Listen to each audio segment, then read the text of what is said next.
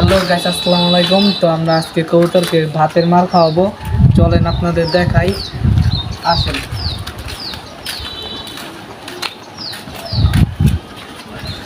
তো আমরা ভাতের মার পানিতে আগে মিশাই নেই।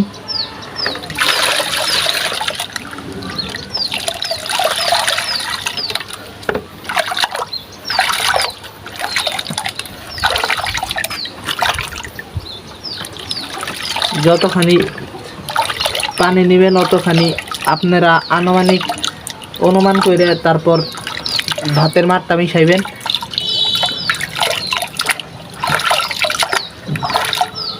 যখন দেখবেন ভাতের মারের একটা গ্রান আসতেছে, তখন বুঝবেন যে আপনাদের ভাতের মার মিশানো হয়ে গেছে।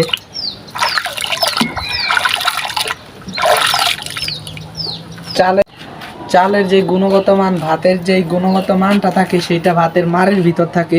ওটা কবুতর খাইলে কবুতরের অনেক উপকারিতা আছে, পুষ্টি হয়। তারপর ওদের মনে করেন ফিটনেসও ভালো হয়। ভাতের মার খাওয়াইলে কবুতরের জন্য অনেক উপকারিতা। চলেন আপনাদের দেখাই আর আমরা কবুতরকে ভাতের মার খাওয়াই।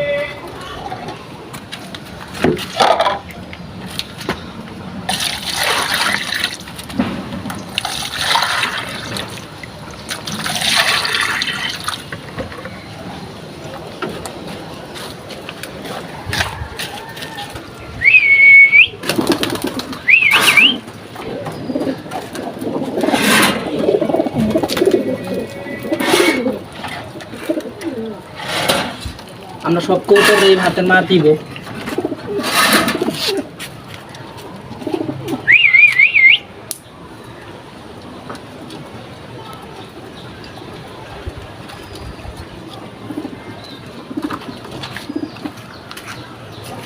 আপনারা দেখলেন যে আমরা কবুতরকে ভাতের মার দিছি এবং কবুতর খাইলো।